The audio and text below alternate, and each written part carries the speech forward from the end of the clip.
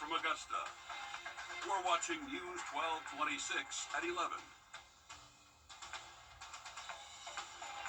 Tonight, we're hearing from the church family of one of the victims shot and killed at this Sprint gas station on Edgefield Road in North Augusta. Law enforcement found 76-year-old Jewel Harden and 33-year-old Thomas Lilly Jr. dead inside the store Sunday. Law enforcement says they found the suspect outside the store where he was shot by a North Augusta police officer after SLED agents say that the suspect raised a gun at the officer. The suspect was detained and taken to the hospital, and we have asked SLED for more information on the suspect, including his name, but we have not heard back. Thank you for joining us tonight for News 12 at 11 on WRDW, WAGT, and streaming on WRDW+. I'm Ashley Campbell. Tonight, Jewel Harden's church held Bible study in her memory. She was a member of Crown Kingdom Cultural Center for more than 20 years, and her bishop says that everyone called her Miss Jewel, and she was truly the epitome of her name. Your Sydney Hood explains the lasting impact that Miss Jewel made in the church and community she loved. Inside Crown Kingdom Cultural Center, you can feel the weight of her absence and the warmth of her name. We called her Miss Jewel. Her name was emblematic of her essence. A woman whose light shined. If Jewel touched you, you have been touched by a jewel. At every corner of this church. She inherited a name that was descriptive of her purpose. In a time when communities are searching for hope, Jewel's story shows how one person's light can shine long after they're gone. That was her daily life thrust. Always sitting in the same seat. Her spirit would always sit on that third row in the middle aisle. Whatever's going on in the church, Miss Jewel sat on that third seat. Her church is carrying her spirit forward. She just loved people. She loved God. She loved church. That's just the best way to describe her. Living up to her name. When she walked up to you, you couldn't resist her because she always had that big smile. Turning heartbreak into healing. We may not stop it all, but we can stop enough to make our communities a little bit safer. Before she was gone, Jewel left her pastor one last message. She said, Bishop, I'm free because I listen, I hear, and I pay attention, and I do what you say. And the word really does work. See this as a moment of transition.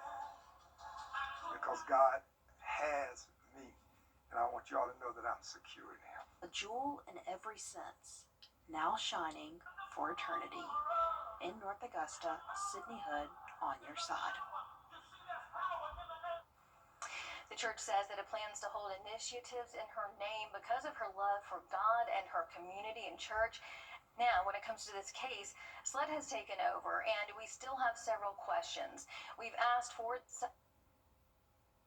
changes. Finally, one step closer to reality. It's been a long road, but after 2 years of planning and community input, officials are moving forward with major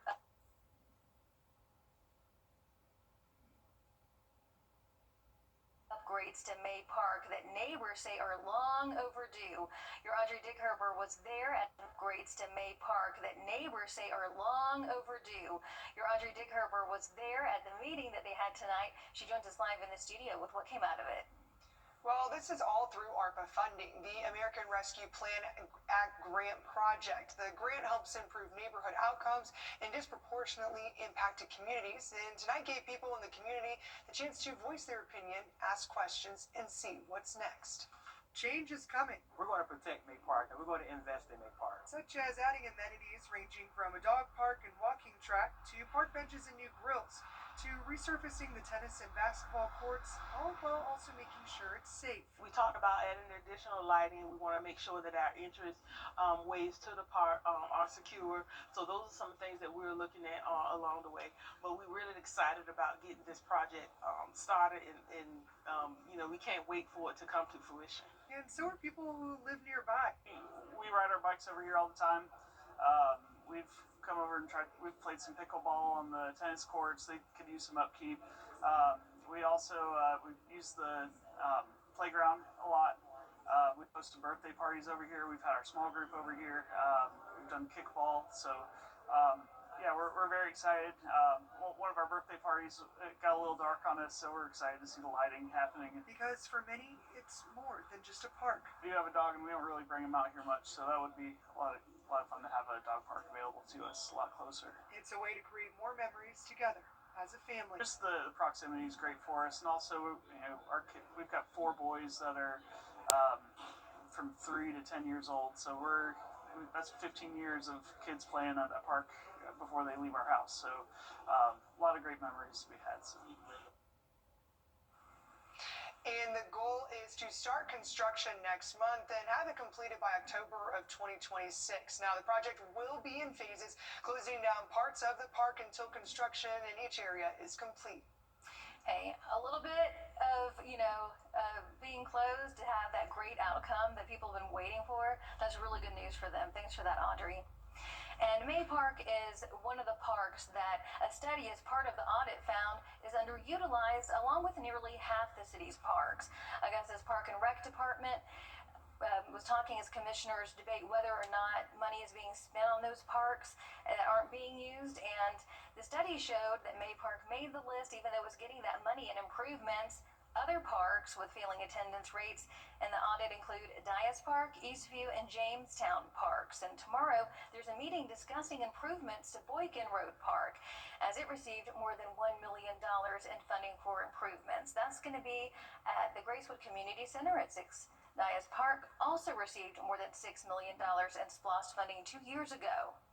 To weather now with a look at downtown Augusta. You can see the rain is starting to move out as we head things over to First Alert meteorologist Emily Acton with what we can expect tomorrow. Yeah, thankfully so, that rainfall is moving out. Finally, it's been a long time coming. I feel like I don't even know what the sun looks like anymore. But hey, we'll get to see it again tomorrow, thankfully.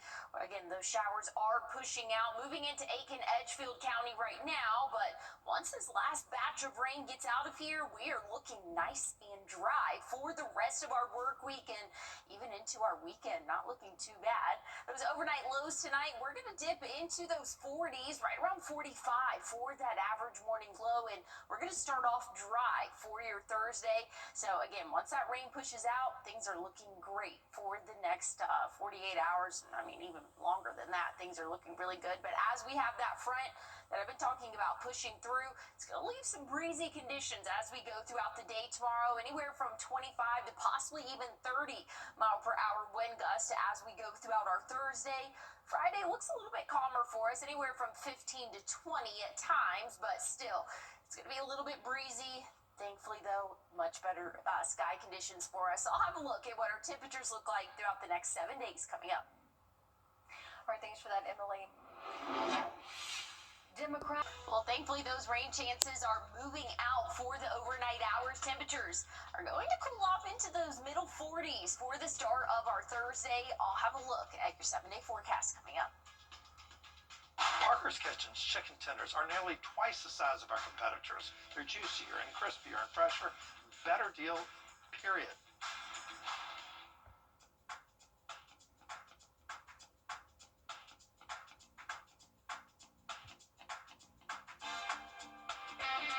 It's a great way to start your day with us. I'm Cliff Bennett. And I'm Mary Klingler on Morning Mix.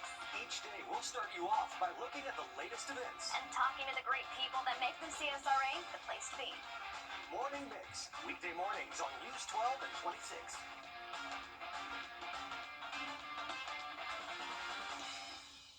The Rooms to Go store-wide sofa sale is going on now. Hurry in to get big savings and endless Take a look at all those kids getting their trunk or treat on at the Carrie J. Mays Community Center tonight. Halloween is Friday. If you need plans for tomorrow before Halloween, you're in luck. News 12 is on your side with a full list of events, times, and locations. If you got your phone out, scan that code, and it's going to take you to all those events so you don't miss out on scenes like this one.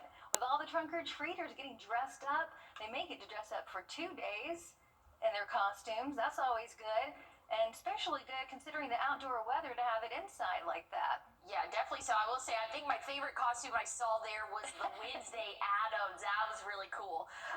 But yes, thankfully that was indoors because we saw some rainfall this evening, and thankfully I can finally say once this batch that's moving into Edgefield, Aiken County, once that moves out, dry conditions for us for at least a little stretch. So that's some good news. Things are looking a lot better as we go throughout the end of our work week. Wake up temperatures tomorrow in the 40s, so it's going to be a little bit cold, but dry. So I think we'll trade in those cooler temperatures for the drier conditions for us. Again, those rain chances significantly dropping off as we start our day tomorrow. 0 rain chances for our area. That front has officially pushed through, just bringing us much better dry, sunny conditions for your Thursday. We'll have a little bit of cloud cover, I will say, and breezy conditions throughout the day, but overall, things are looking a lot better for us. Hey, check out Friday. Starting off our day nice and clear. We'll be nice and sunny throughout the whole day Friday. So if you have any outdoor plans or maybe even some trick-or-treating plans, it's going to be a really great day for that weather-wise. It's going to be a little bit breezy, but not as breezy as what we can expect to see tomorrow. Tomorrow, anywhere from 20 to 25 mile per hour wind gusts. Once we get into Friday, that's going to drop down to about 15 or 20. So, again, it is going to be a little bit breezy, but hey, we're trading that in from the rainfall, so I think we'll take it. I'm curious to see what the drought monitor looks like. Comes out every Thursday, so right now we're seeing that moderate and severe drought conditions, but that's not taking into consideration what we've seen the past couple of days. And when it's all said and done, we've seen about 1 inch, which it feels like it should be a lot more than that, but we really haven't had a lot of heavy rainfall. It's just been consistent misting, really, for the past couple of days.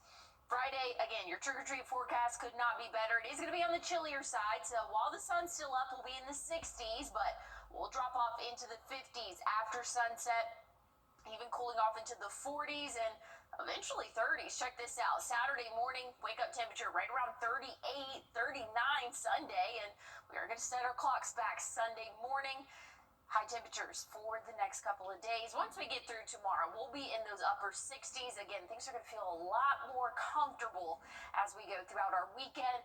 Rain chances are still on the 7-day, though. I hate to say it, but hey, this looks a little bit more localized to just one day, and that will be next Monday. Yeah, like you said, it's not the heavy rain. I think it's just the misty rain that just kind of like lingers, you know. It was hitting us last night in the parking lot. Well, as we had to break, we're giving you a live look at Las Vegas and your winning lottery numbers.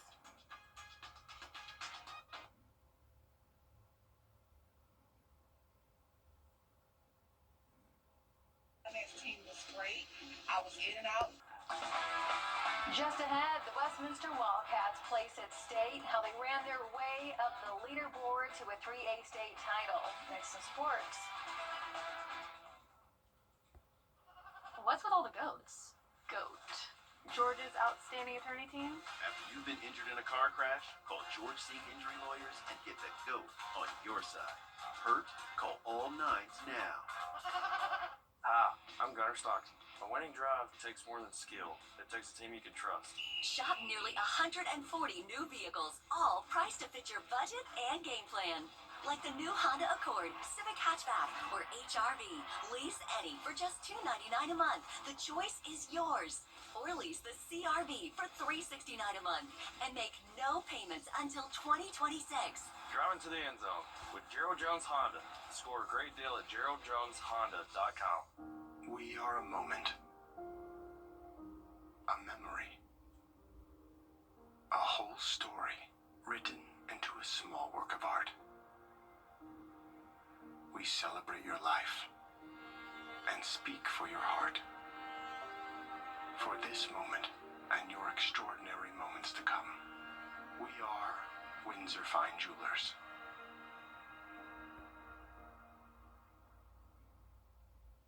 I'll see one at the intersection. First Alert Radar, powered by Jim Hudson Automotive Group. On your sideline, sponsored sponsored by Chandler Law Firm. Prior to the GIAA 3A state cross-country meet, no team since 2020 has been able to capture both the boys and girls titles. That was Westminster then, and it is now the team bringing home the sweep for the second time in 5 years. On the boys' side, Lucas Johnson continued his dominant season, breaking the tape first in the 5,000-meter run. Eric Robinson wasn't far behind, crossing just 13 seconds later to lock in a 1-2 finish for the Wildcats. The girls' team kept pace. Emma Jordan led with a 4th-place finish. 5 Westminster runners landed in the top 15 for the girls, proving depth was the difference. Both trophies heading back to Augusta. Head coach Aaron Johnson adds 2 more to his resume, 6 total since taking over in 2019.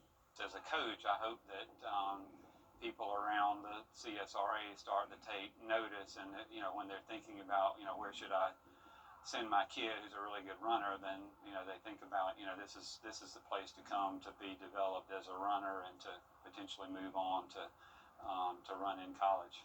Coach says this one, of course, will be the one he remembers a little more than the others. Lucas Johnson is Coach Aaron's son. Lucas and Eric Robinson, 2 of the best runners in the state. He wanted to send them out with some hardware. Started training with the middle school when he was in 3rd grade. So I was coaching middle school, and he would just tag along. And initially, I think they looked at him as a mascot until he started beating some of the middle school runners, and they realized that they should maybe take him seriously. It was really nice to see him win the individual state title. Richmond Academy's esports team finished as the 2025 Play versus Eastern Region runner-up in college football 26. Senior Henry Oliver led the Musketeers with wins over Toombs County High School, Georgia, and Covington Catholic from Kentucky before falling to Frederick Douglass from Indiana in the title game. That final score 35-21. It's a 2nd straight regional final appearance for ARC Esports. Big accomplishment for one of the area's strongest teams in the virtual arena.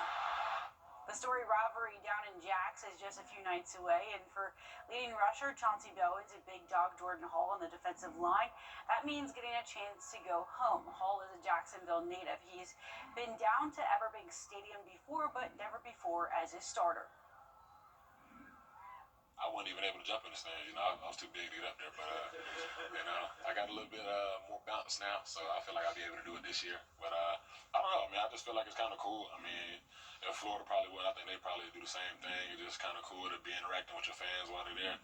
The stadium split half and half, so you just interacting with the people that's there spending the money to watch a good game.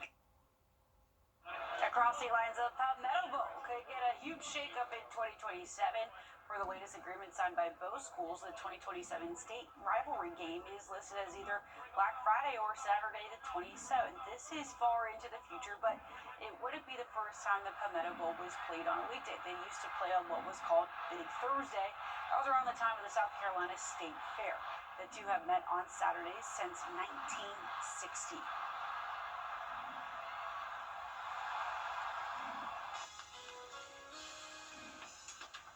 And still want to have long sleeves or a jacket with you tomorrow, but thankfully not tracking any rainfall for our weekend. I'll have a look at your 7-day one more time coming up. Time and Temp, brought to you by your First Alert weather team. This is not you. It's not me. Well, here's a final look at our 7-day forecast. Tomorrow morning, wake-up temperatures in the middle 40s. We'll be warming up into the low 60s for the afternoon. We'll see the sun at times, but much more sunshine in store for our Friday and Saturday. High temperatures in the upper 60s throughout the weekend, but check out those morning lows. Upper 30s. Rain chances are still in play, though, as we go into Monday. But thankfully, it's not going to last several days like we saw this week. It looks like it'll just be Monday. All right, sounds good, Emily. That's what we want to hear. Thank you so much for joining us tonight at 11. The news picks back up at 4:30. Have a good night. Thank you, Augusta Mitsubishi, for my brand new car.